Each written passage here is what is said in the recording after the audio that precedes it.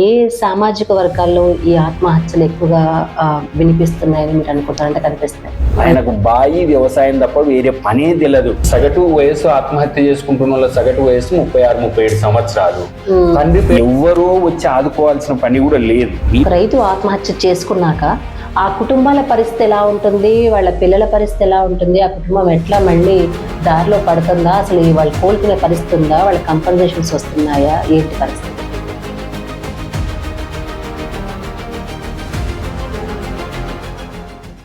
Hi friends, welcome to voice of the people. Adilabad జిల్లాలో ఓ రైతు ఆత్మహత్య చేసుకున్నాడు. రైతుల ఆత్మహత్యలు మన రాష్ట్రంలో సర్వసాధారణమైపోయినటువంటి స్థితిలో చూసే వాళ్ళకి, చదివే వాళ్ళకి అది సాధారణ వార్తగానే కనిపిస్తుంది. కానీ ఏ రైతులు కూడా తాము తీసుకున్నటువంటి అప్పుల్ని ఎగ్గొట్టడానికో మాఫీ చేయడానికో వాళ్ళు ఎప్పుడూ ప్రయత్నించట్లేదు. ఇవాళ చనిపోయినటువంటి రైతు వాయిదా కట్టలేను, కొంత సమయం ఇవ్వమని అడిగి బ్యాంకు వాళ్ళు దానికి సిద్ధంగా లేకపోవడంతో, ఒప్పుకోకపోవడంతో తను ఆత్మహత్యకు పాల్పడ్డాడు. ఇది పరిస్థితి.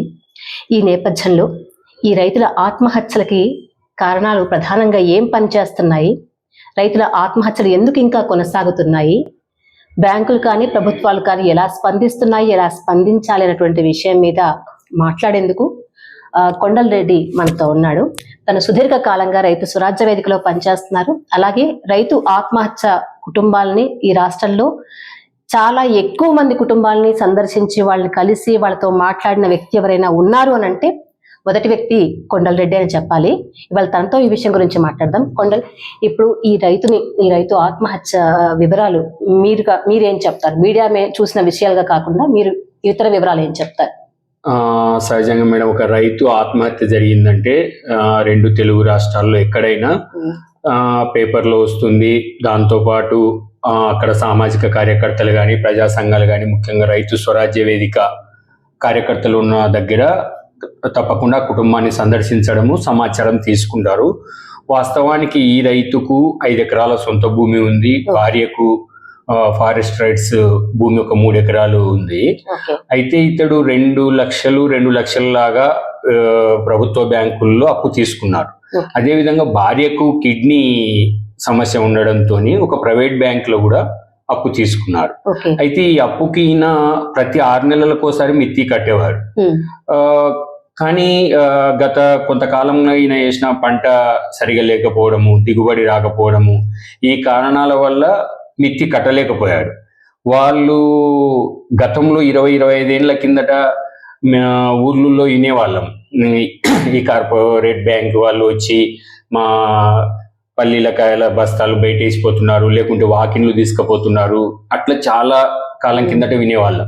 మళ్ళీ ఇప్పుడు ఐసిఐసి బ్యాంక్ వాళ్ళు ఆయనను అంత అవమానపరిచారు. నీ ఇంట్లో కుర్చీలు ఎత్తుకుపోతాము, నీకు ఇంటికి లాక్ వేసిపోతాము, ఇలా బెదిరించేసరికి ఆయన చాలా మర్యాదస్తుడు కాబట్టి మరుసటి రోజు ఆయన సమస్యను చెప్పుకోవడానికి బ్యాంక్ మేనేజర్ దగ్గరికి వెళ్ళాడు. ఇంత గొడవ జరిగినా కూడా మళ్ళీ మరుసటి రోజు బ్యాంక్ మేనేజర్ దగ్గరికి వెళ్ళాడు. బ్యాంక్ మేనేజర్ దగ్గరికి వెళ్తే కూడా లేదు ఏది ఏమైనా అప్పు కట్టి తీరాల్సిందే అని చెప్పారు. ఇక్కడ ప్రభుత్వ లోపం ఏంటంటే మేడం, అసలు 2 లక్షల కంటే ఎక్కువ ఉన్న రుణమాఫీ ఆయనకు అయింటే కూడా ఆ వెసులుబాటుతో ఈయన వేరే దగ్గర అప్పు తెచ్చైనా ఎట్లయినా దీన్ని కట్టేవాడు. కానీ అది కాలేదు. 2 లక్షలకు మించిన రుణమాఫీ మీద చాలా తాత్సారం జరుగుతుంది. ఆ ఎక్కువ డబ్బులు మీరు కడితే మేము మాఫీ చేస్తాం, ఈ తాత్సారం జరుగుతుంది. అన్నిటికంటే బాధాకరం ఏంటంటే ఆయన పురుగుల మందు డబ్బా తాగుతున్నా కూడా ఎవరు ఆపకపోవడం, అందరినీ కలిసివేసిన విషయం ఏంటంటే, సరే అప్పులు, ఆత్మహత్యలు కొంచెం మనం చూస్తూనే ఉన్నాం, కానీ ఆ సమయంలో ఎవ్వరు దగ్గరికి వచ్చి ఆయనను ఆపకపోవడం, ఆపింటే కనీసం వాయిదా పడేదేమో. ఇప్పుడు రైతుల ఆత్మహత్యలు ఆగాలంటే పాలసీ లెవెల్స్ లో చాలా చేంజ్ రావాలి మేడం. కానీ ఆ సమయానికైతే ఖచ్చితంగా ఎవరో ఒకరు ఆ డబ్బాను తీసి పక్కనేయడం, మేము ఉండలేని చెప్పడం అది జరగలేదు. పైగా ఆయన మందు దాగినాక వాళ్ళ కుటుంబ సభ్యులకు ఫోన్ చేసి వాళ్ళు వచ్చి రిమ్స్ కు తీసుకుపోయేసరికి ఆయన ప్రాణాలు కోల్పోయాడు. అది చాలా బాధాకరం మేడం. ముందు ఖచ్చితంగా ప్రభుత్వం బ్యాంకులకు చెప్పాలి. పైగా మనీ లెండర్స్ యాక్ట్ ప్రకారం ఇంత ఒత్తిడి తేయకూడదు. ఒత్తిడి తెచ్చారు. ఇంత మామూలుగా జీవోలో సాంఘిక అవమానం అనేది ఎక్కువ ఇబ్బంది పెడుతుందని, ఇదంతా సాంఘిక అవమానం కిందికి పక్కిండ్లు చూస్తారు, అందరు చూస్తారు, నీ ఇంట్లో వస్తువులు బయటేస్తామని, నీకు ఇజ్జత్ పోగొడతామని చేస్తే ఆయన గౌరవమైన వ్యక్తి కాబట్టి మరుసటి రోజు కూడా వెళ్ళాడు కనీసం ఆయన బాధలు చెప్పుకోవడానికి. అయినా వాళ్ళు కనికరించలేదు. దాని తర్వాత బ్యాంక్ కి సిబ్బంది ఎవరు ఆపకపోవడం ఇదంతా కూడా చాలా బాధాకరం. ఇప్పుడు రైతుల ఆత్మహత్యలు మనం మాట్లాడుతున్నప్పుడు ఏ సామాజిక వర్గాల్లో ఈ ఆత్మహత్యలు ఎక్కువగా వినిపిస్తున్నాయని మీరు అనుకుంటారంటే కనిపిస్తున్నాయి? అదే మేడం, చాలా సంవత్సరాల నుంచి అంటే 2 దశాబ్దాల నుంచి రైతుల ఆత్మహత్యల మీద పనిచేస్తున్నాము. మొదట ఒకప్పుడు కొంచెం భూమి ఉన్న సామాజిక వర్గాలు కూడా ఆత్మహత్యల అడపదడప జరిగేటివి. గత దశాబ్ద కాలంగా ఇంకా ఎక్కువ భూమి లేని సామాజిక వర్గం, ఉదాహరణకు ఒక్కొక్క ఏరియాలో ఒక రకంగా ఉంది. ఇప్పుడు మనం ఉమ్మడి మెదక్కు తీసుకుంటే ఎక్కువ ముదిరాజులు సామాజిక వర్గం ఆత్మహత్యలు ఎక్కువ ఉంటాయి. ప్రతి 2-3 రైతుల ఆత్మహత్యలు ఒకటి ముదిరాజు ఉంటది. ఇటువైపు నల్గొండకి వెళ్ళేసరికి కొంత గౌడ్సు, అటు మన నిజామాబాద్ ఆదిలాబాద్ లో మున్నూరు కాపులు, ఇట్లా ఎక్కువ మనకు భద్రాద్రి కొత్తగూడెం మహబూబాబాద్ అయితే 80% లంబాడ రైతులు ఆత్మహత్యలు చేసుకుంటున్నారు. ఎక్కువ ఈ సామాజిక వర్గాలు దళితులు భూమి లేక తనకు వాళ్ళకున్న 1 ఎకరా 2 ఎకరాలకు తోడు వేరే వాళ్ళది కౌలుకు తీసుకొని పట్టే వాళ్ళు ఎక్కువ ఆత్మహత్యలు చేసుకుంటున్నారు. ఆత్మహత్యలకు ప్రధానమైన 3-4 కారణాలు. బోర్లు ఫెయిల్ అవుతున్నాయి, నీటి కోసం ఖచ్చితంగా ప్రయత్నం చేసుకుంటున్నారు. నీళ్లు వస్తే వచ్చే సంవత్సరం అన్న పంట వస్తుంది, గ్యారెంటీ పంట వస్తుందని ఆ బోర్లు ఫెయిల్ కావడం ఒకటి. విపరీతమైన కౌలు రేట్లు. పరకాల ప్రాంతంలో నిన్న ఒక రైతు ఆత్మహత్య కౌలు రేటు 25,000 ఉంది ఎకరా.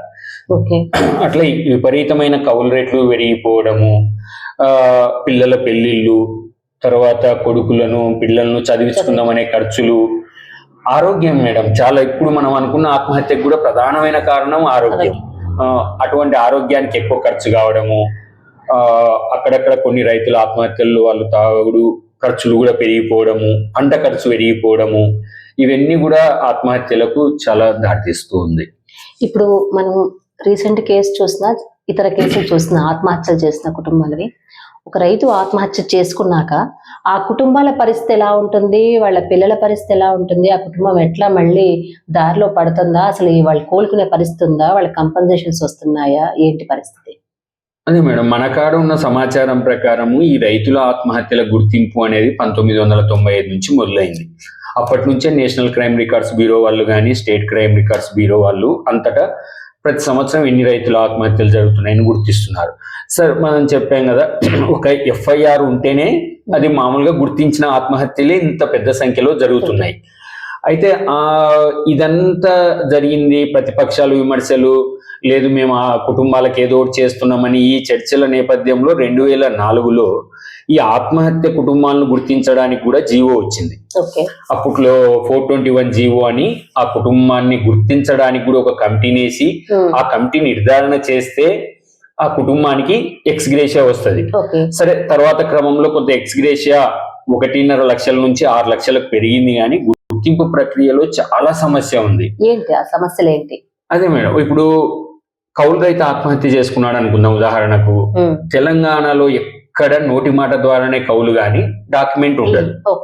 కరెక్ట్ గా ఆయన ఆత్మహత్య చేసుకున్న సమయంలో నీకేమన్నా డాక్యుమెంట్ ఉందా అని తహసీల్దార్ గారు, అగ్రికల్చర్ ఆఫీసర్, కమిటీ, SI వీళ్ళు అడుగుతారు.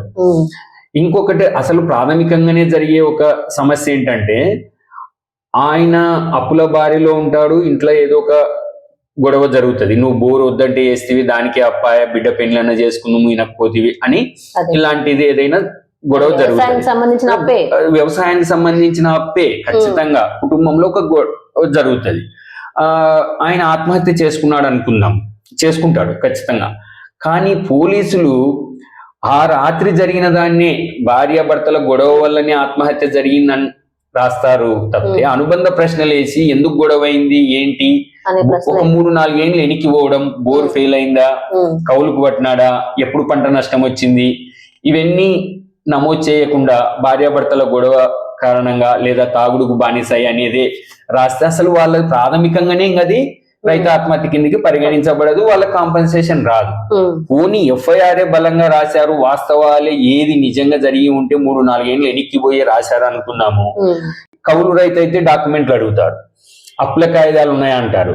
అప్పుల వాళ్ళేమో ఇప్పుడే ఈ ఆత్మహత్య జరిగిన క్రమంలో మనం పోయి అప్పుల కాయిదాలు ఇస్తే మనకేమైనా సమస్య వస్తుందేమో అని వాళ్ళు ముందుకు రారు. తర్వాత గవర్నమెంట్ మనకేదో దామాషా ప్రకారము ₹1,00,000 10,000 20,000 ఇస్తదంట, మనం ఎప్పుడోసారి సాధించుకుందాము అని అప్పుడు రారు. ఈ కారణంగా తర్వాత ఈ కొడుకు చనిపోతాడు. సగటు వయస్సు ఆత్మహత్య చేసుకుంటున్న వాళ్ళ సగటు వయస్సు 36-37 సంవత్సరాలు. తండ్రి పేరుతో భూమి ఉంటది, కొడుకు ఆత్మహత్య చేసుకుంటాడు, నీ పేరుతో భూమి లేదంటారు. ఈ రకమైన కారణాలు, అప్పుల కారణాలు, తర్వాత ఈ అప్పుల వాళ్ళు ముందుకు రాకపోవడం, ఇవన్నీ ఒక రకమైన కారణాలు ఎదుర్కొంటూ ఉండేవాళ్ళు మేడం. గత 15 సంవత్సరాలుగా ఇటువంటి సమస్య ఎదుర్కొంటూ ఉన్నారు జీవో వచ్చినప్పటి నుంచి. అతి పెద్ద సమస్య ఏమైందంటే 2018లో ఆగస్టు 15 నుంచి రైతు బీమా అమలైంది తెలంగాణలో. ఎస్, మంచిదే, రైతు బీమా అమలు కావడాన్ని అందరూ స్వాగతించారు. ఒక రైతు ఏ రకంగా చనిపోయినా 5 లక్షలు వచ్చేటట్లుగా బీమా ఉంది 19 సంవత్సరాల నుంచి 59 సంవత్సరాల వరకు. అయితే ఇక్కడ అసలైన సమస్య ఏంటంటే రైతు బీమా భూమి ఉన్నోళ్ళకే. ఆత్మహత్యలు మన రైతు స్వరాజ్య వేదిక అధ్యయనంలో తేలింది ఏంటంటే ఆత్మహత్యలు ఎక్కువ కౌలు రైతులు చేసుకుంటున్నారు. కాబట్టి రైతు బీమా రావాలంటే ఇప్పుడు 2018 నుంచి వచ్చిన మేజర్ సమస్య ఏంటంటే ఎవరైనా కౌలు రైతు ఆత్మహత్య చేసుకుంటే అట్లా రైతు బీమా రాదు, ఇట్లా ఈ జీవోలు ఉండి కూడా వాళ్ళ దగ్గరికి విచారణకు పోతలేరు. ఎంత పరిస్థితి సమస్య వచ్చిందంటే ఇప్పుడు వాళ్ళకి ఎక్స్గ్రేషియా రాదు. ఒక కౌలు అయితే ఆత్మహత్య చేసుకుంటే ఎక్స్గ్రేషియా రాదు. ఇప్పుడు తెలంగాణలో కనీసం కొత్త పెన్షన్లు, సామాజిక ఆసరా పెన్షన్లు ఇవ్వక 2.5 సంవత్సరాలు అవుతుంది. 2022 జూలైలో లాస్ట్ పెన్షన్ ఇచ్చారు. అంతకుముందు కూడా 4 ఏళ్ళు పెన్షన్ ఇవ్వలే. ఇన్ఎఫ్బిఎస్ లేదు.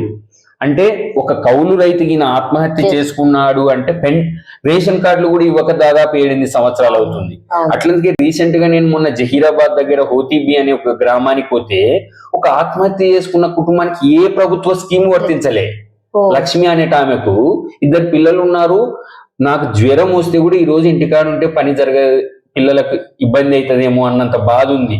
ఏం లేదు మేడం, ఇప్పుడు ఆత్మహత్య ఎక్స్గ్రేషియా రాలే, కౌలు రైతు కాబట్టి రైతు బీమా రాలే, ఎన్ఎఫ్బిఎస్ లేదు, రేషన్ కార్డు లేదు. వాళ్ళకి పెళ్లి 7 ఏళ్ళు అవుతుంది, అప్పటి నుంచి రేషన్ కార్డు లేదు. అంత దారుణంగా సింగిల్ ఎన్పి ప్రభుత్వం నుంచి వచ్చింటే ఒట్టుండాలన్న ₹1 రాలే అని చెప్తూ ఉన్నారు. అట్లా అంత దారుణంగా పిల్లల చదువులు, ఈ బాధ అంతా కాకుండా మళ్ళా అప్పుల వాళ్ళు, భర్త చనిపోయినంత మాత్రాన అప్పుల వాళ్ళు ఏమి ఊరుకుంటారు కదా. అసలు 36 సంవత్సరాల భర్తలు కోల్పోతే 30-31 సంవత్సరం వీళ్ళ వయసు, వీళ్ళు ఇంకా 30-40 ఏళ్ళు ఇట్లా మేము ఈ నరకంలో ఉండాల్సిందేనన్నంత బాధ కుటుంబాలు పడుతున్నాయి. ముఖ్యంగా వాళ్ళ బంధువులు, వాళ్ళ రిలేటివ్స్ కూడా ధనవంతులు ఉన్న వాళ్ళు ఏమి ఉండరు, ఈ సామాజిక వర్గాలు కూడా. కాబట్టి చాలా సమస్యను వాళ్ళు ఎదుర్కొంటున్నారు. ఇప్పుడు ఇట్లా ఈ సమస్యలన్నింటినీ మీరు చూసి చాలా కేసులు వేశారని మాకు తెలిసింది. మీరు ఈ ఎన్ని కేసులు, ఎట్లాంటి కేసులు రైతుల పక్షంగా మీరు వేశారు? ఏమైనా విజయం సాధించారా? కేసులో తీర్పులు వచ్చినాయా? పెండింగ్ లో ఎట్లాంటి కేసులు పెండింగ్ లో ఉంటున్నాయి? అదే మేడం, మేము చాలా సార్లు తహసీల్దార్లను, ఆర్డీఓలను, కలెక్టర్లను అందరినీ ఈ రైతుల ఆత్మహత్యల ఎక్స్గ్రేషియా గురించి కలవని పార్టీ లేదు, కలవని అధికారి లేదు. అందరినీ కలిసాము. 2018 నుంచి మరీ ఇంకా చెప్పాను కదా, రైతు బీమా వచ్చినప్పటి నుంచి ఈ అధికారులు ఎవరు పోవట్లేదు. అయితే ఏమైంది అంటే ఆ సందర్భంలో ప్రొసీడింగ్స్ వచ్చి కూడా డబ్బులు రాకుండా అయిపోయినాయి కుటుంబాలకు. రైతు ఆత్మహత్య అని గుర్తించి కూడా డబ్బులు రాకుండా అయినాయి. అలాంటి సమస్య పెద్దగా నల్గొండలో మొదలు ఉండేది. 104 మంది కుటుంబాలు ప్రొసీడింగ్స్ వచ్చి కూడా డబ్బులు రావట్లేదు. చాలా సార్లు కలెక్టర్ల కాడికి తిరుగుతున్నారు, డబ్బులు రావట్లేదు. ఏంటి, ఒక కుటుంబాన్ని రైతు ఆత్మహత్యగా గుర్తించి స్వయంగా కలెక్టరే మీ భర్త నిజమైన రైతు ఆత్మహత్య, మీ కుటుంబానికి 6 లక్షల ఎక్స్గ్రేషియా వస్తుందని లెటర్ ఇచ్చి కూడా ఇన్ని సంవత్సరాలు డబ్బులు రాకున్నాయని మొట్టమొదటిసారిగా 2019లో మానవ హక్కుల వేదిక, రైతు స్వరాజ్య వేదిక కలిసి హైకోర్టులో కేసేస్తే ఆ కేసులో ఏంటంటే ఆ జిల్లా వరకే పరిమితం అయ్యి మొత్తం ఆ జిల్లాలో 104 మందికి ఎక్స్గ్రేషియా వచ్చింది. ఎలా వచ్చింది అంటే, ఎంత గట్టిగా కోర్టు తీర్పు చెప్పింది అంటే 2019 అక్టోబర్ 31 తారీఖు లోపల ఈ కుటుంబాలకు ఎక్స్గ్రేషియా ఇవ్వకపోతే ప్రిన్సిపల్ సెక్రటరీ రెవెన్యూ స్వయంగా కోర్టుకు హాజరు కావాలని చెప్పింది. అక్టోబర్ 30 నాడు ఇంటికి పోయి మరీ చెక్కులు ఇచ్చి వచ్చారు. ఆ సందర్భంలో మాకు ఓకే, కనీసం న్యాయస్థానాలలోనైనా మనకు కొంత న్యాయం న్యాయం జరుగుతుంది అనిపించింది. ఆ తర్వాత మళ్ళీ మాకు అది ఆ ఒక్క జిల్లాకే పరిమితం కావడంతో ఏమైంది అంటే యాదాద్రి భువనగిరి నుంచి ఇటు వికారాబాద్, మనం పనిచేస్తున్న జిల్లా వికారాబాద్ నుంచి, మంచిర్యాల నుంచి మనకు బాగా ఒత్తిడి పెరిగింది అన్న. మాకు ఇంకా కాంపన్సేషన్ రాలేదు. ఏంటి అంటే 2019లో ఆ కేసు మనం విజయం సాధించాక మళ్ళీ 2020 కరోనా వచ్చింది. 21లో మళ్ళీ మనము మిగతా అన్ని జిల్లాల్లో ఎన్ని పెండింగ్ ఉన్నాయి ఏంటి అని తీసుకొని మళ్ళీ 2021లో మళ్ళీ కేసు వేసాం. 2021 డిసెంబర్ 24 రేపు క్రిస్మస్ అనంగా మళ్ళీ ఆ పెండింగ్ ఉన్న కుటుంబాలందరికీ కూడా కాంపన్సేషన్ వచ్చింది. ఒక కేసులో 243 మందికి, ఒక కేసులో 133 మందికి 2 సార్లు కాంపన్సేషన్ వచ్చింది. అయితే ఇంకా ఇప్పుడు ఈ 2 కేసులు మనకు పాజిటివ్ గా రావడంతో మనకేమైందంటే ఇప్పుడు ఇంతవరకు ప్రొసీడింగ్స్ వచ్చిన వాళ్ళ పని అయిపోయింది. ఇంకా అసలు సమస్య ఏంటంటే అసలు గుర్తించని వాళ్ళు. ఇప్పుడు మనకు చాలా చోట్ల ఏమైందంటే అన్న మాది నిజమైన రైతు ఆత్మహత్య. వాళ్ళు ఎలా చెప్తారంటే మేడం, చాలా సార్లు ధర్నాలకు వస్తారు, ఢిల్లీకి పోయినప్పుడు చాలా ఎక్కువ మాట్లాడతారు. ఎందుకంటే రైలు 24 గంటలు పోతుంది కదా, టైం ఉంటది ట్రైన్ లో. ఇంత తెలంగాణ దాటనాల నుంచి ఇంకా బాగా అన్ని ఫ్రీగా మాట్లాడతారు. ఇంకా అయితే చాలా మంది ఏం చెప్తారు అంటే, కాదన్నా మా భర్తకు వ్యవసాయం తప్ప వేరే ముచ్చటే తెలియదు, ఆయనకు బాయి వ్యవసాయం తప్ప వేరే పనే తెలియదు, అటువంటి ఆయనను రైతు ఆత్మహత్య కాదని ఎట్లా కొట్టేస్తారు, వాళ్ళు ఇచ్చే డబ్బుల గురించి పక్కన పెడదాం, మా భర్తను రైతు కాదు అని ఎట్లా అంటారు అని చాలా సార్లు చెప్పేవాళ్ళు మాకు. వాళ్ళ ఆధారాలు అన్ని చూసేవాళ్ళం. ఒకవేళ స్వయంగా పోలీసులే ఫైనల్ రిపోర్ట్లలో ఇది నిజమైన రైతు ఆత్మహత్య అని తేల్చినాక కూడా రెవెన్యూ వాళ్ళు కాదు నీ భర్తది నిజమైన రైతు ఆత్మహత్య కాదు అని తేల్చడం ఎంత బాధ. అసలు పిల్లలు ఆర్టీఐలు వేశారు, మా నాన్నది ఎందుకు నిజమైన రైతు ఆత్మహత్య కాదు చెప్పండి అని. అంటే మీ నాన్నకు పొలం లేని కారణంగా నిజమైన రైతు ఆత్మహత్య కాదని తేల్చారు. ఒకసారి మన మిత్రుడు ఉంటాడు మేడం, మధు అని, ఈ మధ్య రైతుల గురించే పనిచేస్తాడు. ఉమ్మడి మెదక్ జిల్లా సిద్దిపేట ప్రాంతంలో వాళ్ళ నాన్న రైతు ఆత్మహత్య ఒక అక్రమ సంబంధం కారణంగా మీ నాన్న రైతు ఆత్మహత్య చేసుకున్నాడని ఆర్డీఓ తేల్చేశాడు. ఒక ఆర్డీఓ మళ్ళీ కోర్టుకు పోతే జెన్యూన్ ఫార్మర్ సూసైడ్ అని తేలింది. ఎలా అవుతుంది మరి? ఎంత మానసిక క్షోభ అనుభవించింటారు ఆ ఫ్యామిలీ. కాబట్టి అప్పటికి ఏదో ఒకటి తేల్చేస్తారు, అంటే ఎక్స్గ్రేషే ఇవ్వద్దు, ఏదో ఒకటి తేల్చేయాలని. ఆ రకంగా కుటుంబాలన్నీ కూడా లేదు మా బలం నిజంగా రైతు ఆత్మహత్యలని మనకు పదే పదే చెప్పడం. అయితే మనకున్న ఒకే ఒక ఆధారం ఏంటి, వీళ్లకు పోలీస్ ఫైనల్ రిపోర్ట్లైనా కనీసం మనం చూద్దాము అంటే చాలా కుటుంబాల పోలీస్ ఫైనల్ రిపోర్ట్లు బలంగా ఉన్నాయి. అప్పుడు మాకు కూడా చాలా అనుమానం వచ్చింది, 10 ఏళ్ల కిందట ఆత్మహత్య చేసుకుంటే ఇప్పుడు కాంపన్సేషన్ విచారణ చేస్తారా ఏంటి అని. అయినా సరే అని ఒక 100 బలమైన ఫైనల్ రిపోర్ట్లు ఉన్న కుటుంబాల ఆధారాలు తీసుకొని కోర్టులో కేసు వేసాము. అయితే 82 కుటుంబాలకు విచారణ జరిగింది. 82 కుటుంబాలకు విచారణ జరిగితే నిన్న మొన్న కూడా జస్ట్ మేడం ఇది జస్ట్ 15వ తారీఖు అంటే ఒక వారం కిందట జస్ట్ నల్గొండ వాళ్ళు 19 కుటుంబాలను రికగ్నైజ్ చేసి 10 ఏళ్ల కిందట ఆత్మహత్య చేసుకున్న కుటుంబాలను 1,14,00,000 పంపమని ఇక్కడికి లెటర్ పెట్టారు. సరే, ఈ థర్డ్ కేసు కూడా సంవత్సరం టైం ఇచ్చింది కోర్టు వీళ్లకు విచారణ చేసి ఎక్స్గ్రేషియా ఇవ్వమని. 82 కుటుంబాలకు విచారణ జరిగింది. దాంట్లో 70 కుటుంబాలకు జెన్యూన్ ఫార్మర్ సూసైడ్ అని తేల్చేశారు. తేల్చేసి డబ్బులు ఇంకా పెండింగ్ ఉంది. అయితే మొన్న సంవత్సరానికి కూడా వాళ్ళు డబ్బులు ఇవ్వకపోతే మొన్ననే కోర్టు ధిక్కరణ కేసు కూడా ఈ కలెక్టర్ల మీద వేయడం జరిగింది. అది నడుస్తుంది మేడం. 4 కలెక్టర్ల మీద మొన్ననే కోర్టు ధిక్కరణ కేసు కూడా వేసాం. ఖచ్చితంగా ఈ 10 days ఆర్ 20 days ఖచ్చితంగా ఈ కుటుంబాలకైతే కాంపన్సేషన్ వస్తుంది. అంటే న్యాయం వాళ్ళ పక్షాన ఉంది మేడం. మేము బలంగా నమ్ముతున్నాం. ఆ కుటుంబాలు ఎట్లా నమ్మారో మేము కూడా, మీ భర్తలు ఆత్మహత్య ఒక వ్యవసాయ సంక్షోభంలో ఇరుక్కుపోయి ఆత్మహత్య చేసుకున్న కుటుంబాలు వాళ్ళు.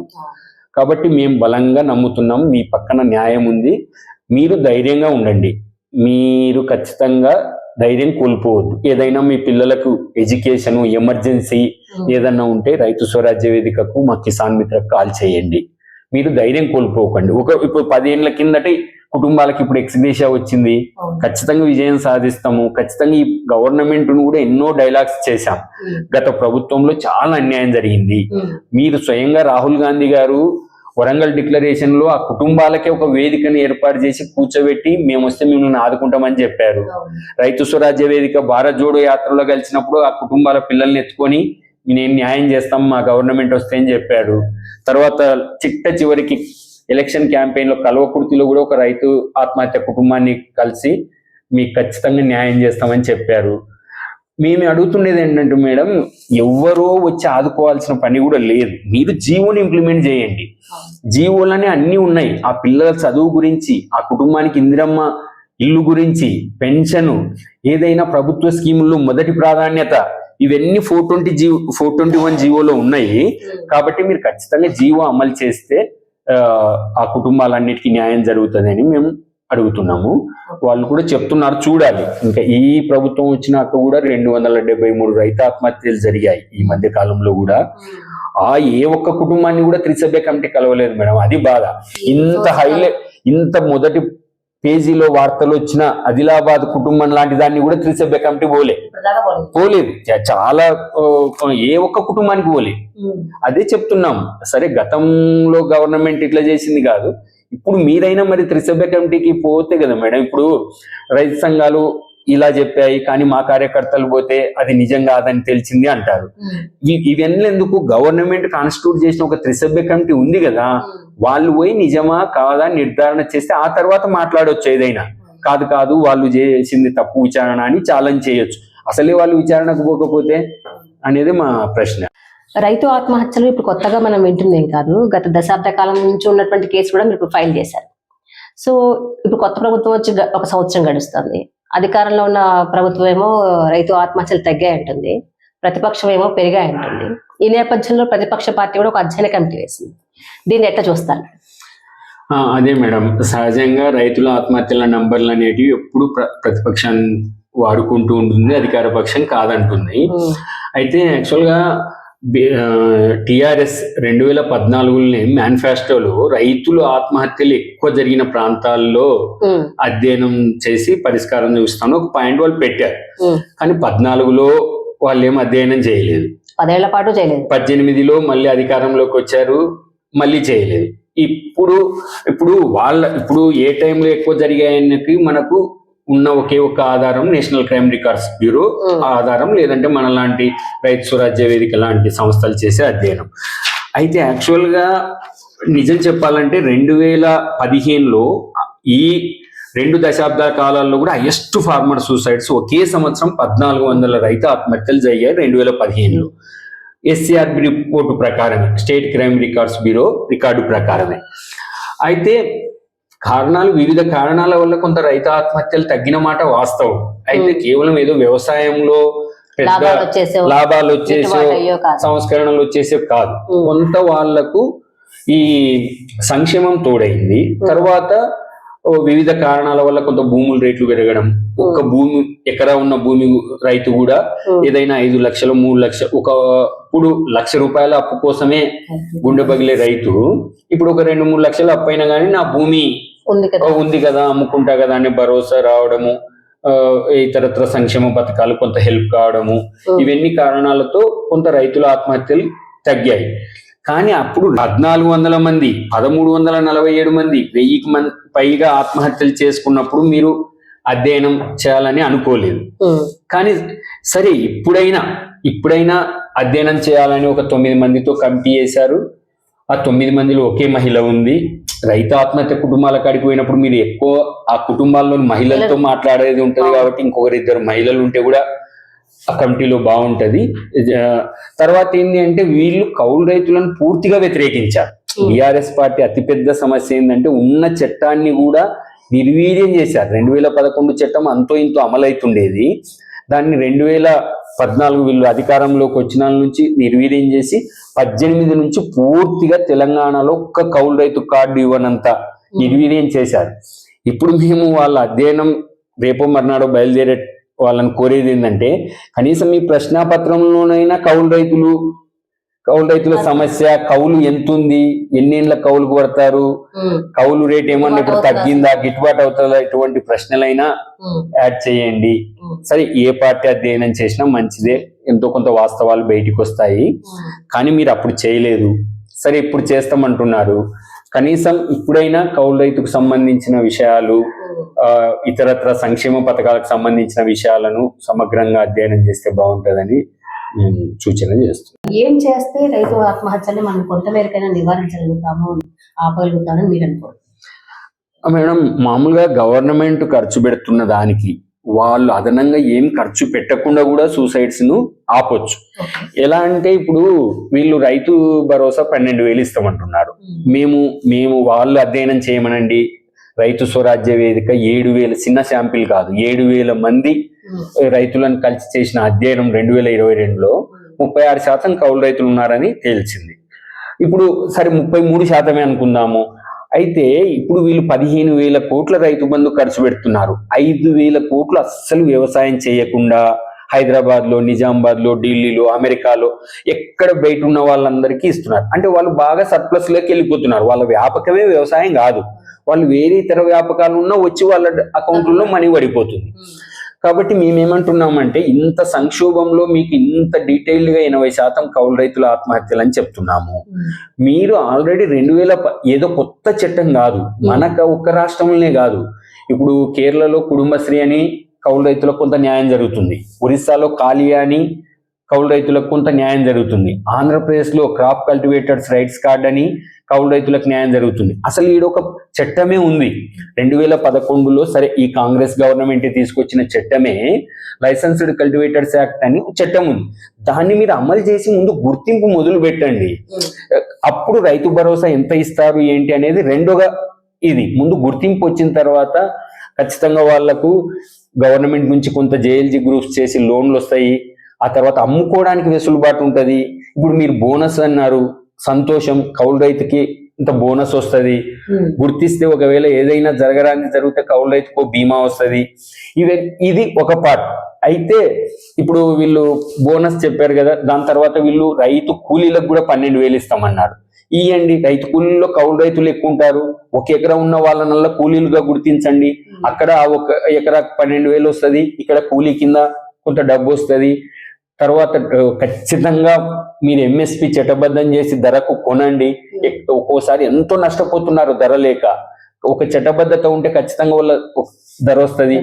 4 సంవత్సరాలు అయింది తెలంగాణలో ఎక్కువ రైతుల ఆత్మహత్యలు. అప్పుడప్పుడు ప్రధాన కారణాలు అయ్యేది ఏంటంటే మేడం, పంట నష్టపోయినప్పుడు వాళ్ళకి ఏమి రాదు, పంటకి ఇన్సూరెన్స్ లేదు. 4 సంవత్సరాలు అయింది తెలంగాణలో ఒక క్రాప్ ఇన్సూరెన్స్ లేని ఏకైక రాష్ట్రం దేశంలో తెలంగాణ.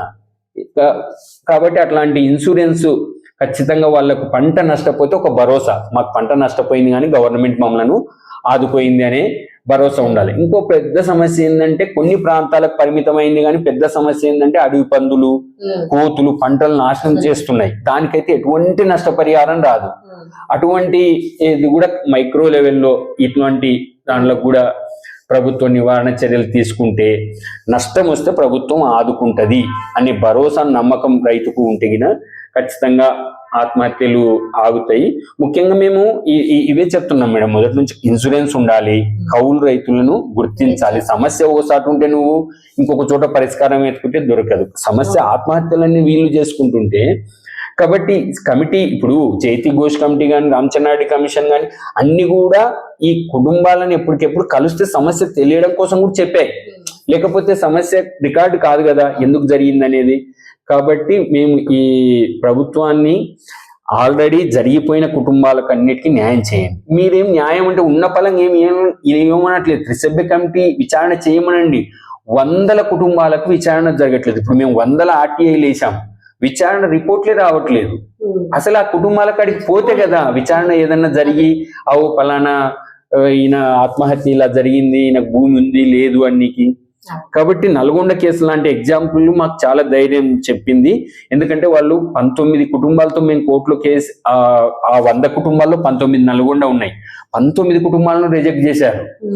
మళ్ళీ రిజెక్ట్ అయిన తర్వాత కూడా మళ్ళీ మేము రీఎంక్వైరీ అడిగాం. వాళ్ళు అదే చేశారు. ఓసారి రిజెక్ట్ అయితే కూడా మళ్ళీ రీఎంక్వైరీ అడిగారని, మళ్ళీ రీఎంక్వైరీలో కూడా కుటుంబాలకు న్యాయం జరిగింది. కాబట్టి మాకు కూడా అంటే అంతవరకు పోకూడదు మేడం. న్యాయస్థానాలను కలిసి కోర్టు ధిక్కరణ వరకు పోకూడదు. ఈ కుటుంబాలు అంత దూరం తేగూడదు. ఒక మానవతా ఇదితో ఒక జీవో ఇంప్లిమెంటేషన్ కు నిజమా కాదా, వాళ్ళు 13 రకాల డాక్యుమెంట్లు వాళ్ళు పెట్టారు. అయినా కుటుంబాలు పాపం చనిపోయిన ఆ బాధలో కూడా ఆ డాక్యుమెంట్లన్నీ తెచ్చి వాళ్ళు నిరూపించుకుంటున్నారు. కానీ చాలా పెయిన్ఫుల్ మేడం. ఒక భర్తను కోల్పోయిన వ్యక్తి ఎంఆర్ఓ ఆర్డీఓ ఆఫీసులో నీ భర్తకు నిజంగా ఆత్మహత్య కాదు, ఆయన తాగుడు బానిస అయినాడు, ఇంకోటి అని చెప్తే చాలా చాలా ఇబ్బంది ఉంటుంది. పైగా 31-32 సంవత్సరాలు అన్ని తిరగాలండి.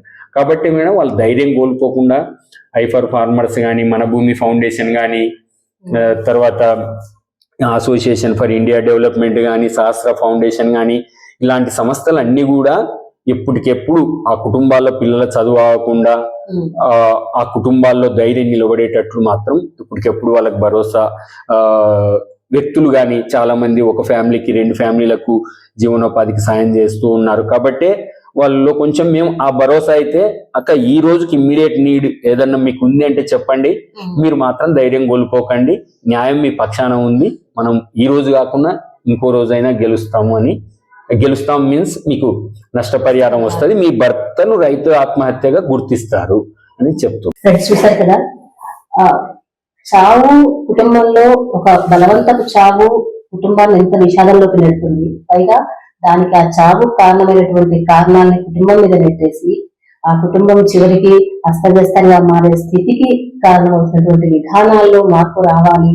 ప్రభుత్వం ఏదైతే చెప్తుందో, జీవో రూపొందించిందో, త్రిసభ్య కమిటీ వేసిందో వాటిని అమలు చేస్తే చాలా వరకు కొన్ని సమస్యలు పరిష్కారం అవుతాయి. కౌలు రైతుల గురించి కూడా ఆలోచిస్తే కొన్ని సమస్యలు పరిష్కారం అవుతాయనేటువంటిది సుదీర్ఘ అనుభవంతో కొండరెడ్డి లాంటి వాళ్ళు, రైతు స్వరాజ్య రైతు లాంటి వాళ్ళు చేస్తున్నటువంటి సూచనలు ప్రభుత్వం ఎప్పుడొకప్పుడు ఆలోచించక తప్పని పరిస్థితి అవుతుంది.